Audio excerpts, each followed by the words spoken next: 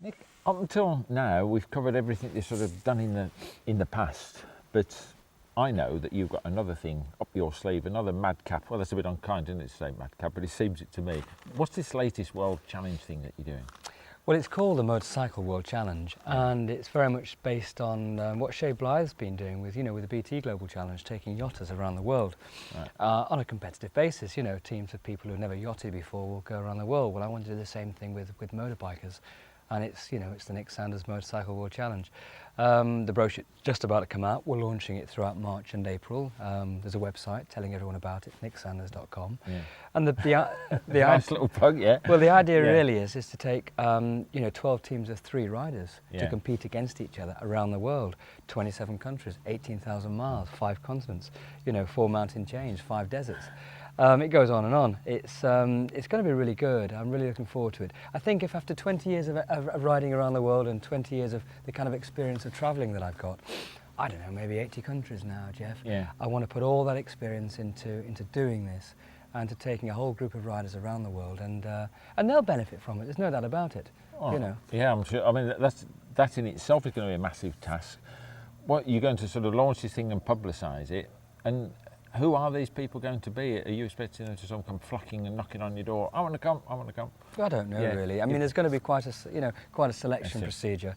Yeah. People apply with special application forms and stuff like that, and I've got to decide, along with 2 or 3 other people who are very experienced travellers as well, decide whether they're the right people, if you like, psychologically for it. I was going to say, you tend to get psychiatrists, don't you, on these things as well? You mean nutters, don't you? Yeah. Are you going to interview them or what? Yes, there'll be me and a couple of other good people who I know who are very experienced at this sort of thing. Well, it's hard to say really. I suspect that I do Moroccan trips, and that's 4,500 miles. I've done 2 trips to North America. Each of those were nearly 14,000 miles. So I've been rather used to taking riders on long distance tours already. Have you selected people for those, or have they just said, "Oh, I'd like to come on your tour. Here's my check-in," or whatever? Yeah, I do select them. They do fill application forms, which is 6-page, and it's quite intense. Really? Absolutely. I don't take anyone. No. But at the same time, I give everyone a fair chance. A good crack at the whip. I want to really know whether I think they're right for it or not. So they're given a fair chance to come along. What do you think are the sort of really important things that the number one priorities? I mean, is it sort of a physical ability, mental, or what is it? I mean, they've got to ride a motorbike for a start off, but I mean, is it all these personal qualities you're more interested in? Is it all? Yeah, I really want them to keep cool and calm and collected when things get hard, because you get to places like India and you just cannot be hot-headed there. No. You've got to really be collected there, and keep your own counsel, so to speak. I mean, when you're riding sort of up to 1,000 miles occasionally each week, as we will be doing on a particular day. I mean, there'll be several days will be 400 miles a day. One day will be 1,000 miles, and there'll be a couple of days off. People are going to get tired. Yeah. This is all part of the competitive nature of what is going to be billed as the toughest expedition on Earth.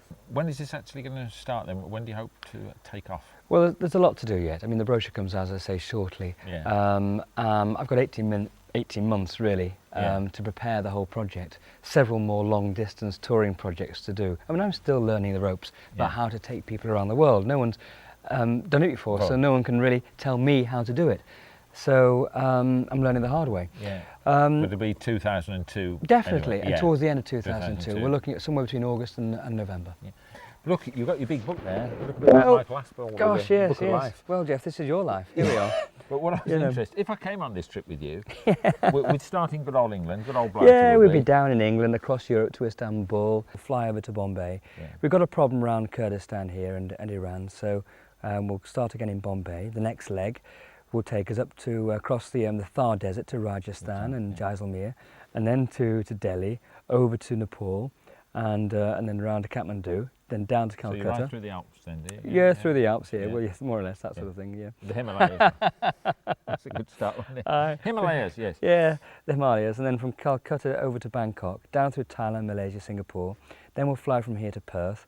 Then we're going to go right up to Darwin, and then down through Alice Springs, Adelaide, Melbourne, then right round Tasmania, over to Sydney, and then to Christchurch, then right round the whole of New Zealand here. Then we're going to fly over the Pacific and come to Los Angeles, down to Baja California, then up into Mexico City, and then back up through the southern states of the US to New York. And then finally we're going to come to Lisbon and then back down into Morocco, the Atlas Mountains, the edge of the Sahara Desert, then back up through Europe. So Nick, you're back home. How long's all this lot going to take? Well, the whole thing should take about 90 days, 18,000 miles in 90 days, yeah. Another interesting thing, well, it is to me, right on cue, right on cue. You're now a family man. What are you doing tearing off on these things? I mean, what does the family think? What does Henrietta think of this? Well, she's great, you know, she lets me carry on doing these things, you know, Yeah. so, and sometimes she comes with me, you know, it's really good. but I mean, has she got an opinion of her own on this? Flipping out, you better ask her. She got an opinion, wow. Henrietta, thanks very much for coming along, and you brought a little one with you. Young Juno, yeah? That's right, he's one. Yeah, and Juno Jupiter.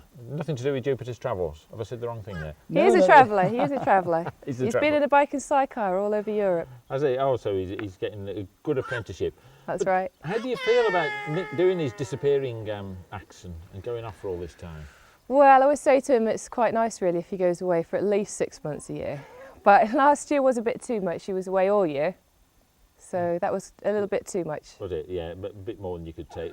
And That's right. what do you do while he's away? Well, perhaps you shouldn't pry into your private life. That's I mean, all right. Do you end up running the Sanders Empire while he's I do a little bit of the money side of things because Nick's very good at many things but not very good at that. But no, we travel together quite a lot. We're going to India actually. Yeah.